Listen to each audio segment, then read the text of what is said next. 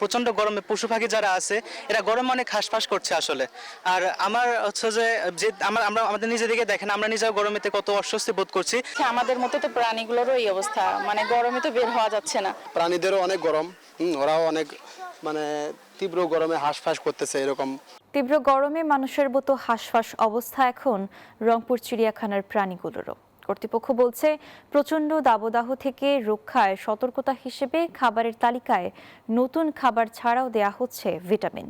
দর্শনার্থীদের দাবি, এমন গরমে প্রাণীদের বাড়তি যত্ন প্রয়োজন হলেও তার অভাব আছে। রেজাউল করিম মানিকের তথ্যচিত্রে ডেস্ক রিপোর্ট। তাপপ্রবাহ থেকে বাঁচতে কোনো প্রাণী পানির পাত্রে, কোনোটি আবার জলাশয়ে ডুবে আছে।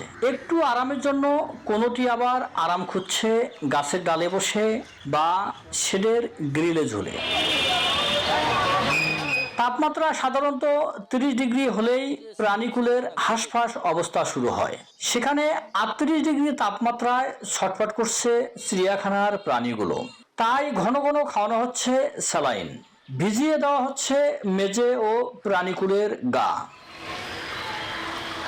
তবে দর্শনার্থীদের দাবি, মানুষের মতো প্রাণীগুলো কষ্ট পাচ্ছে, এজন্য প্রয়োজন বাড়তি যত্ন। প্রচন্ড গরমে পশু পাখি যারা আছে এরা গরমে অনেক হাঁসফাঁস করছে আসলে। আর আমার হচ্ছে যে আমরা আমাদের নিজেদেরকে দেখেন, আমরা নিজেরা গরমেতে কত অস্বস্তি বোধ করছি।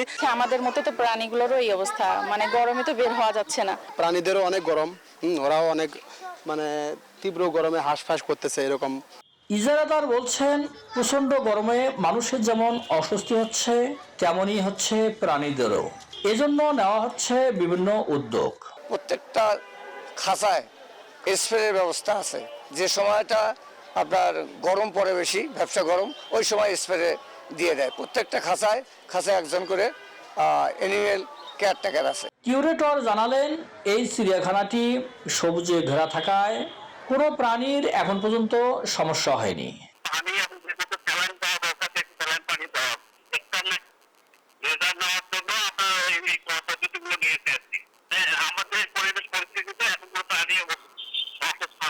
রংপুর শহরের হনুমানতলার চিড়িয়াখানাটিতে বর্তমানে 33 প্রজাতির 260টি প্রাণী রয়েছে।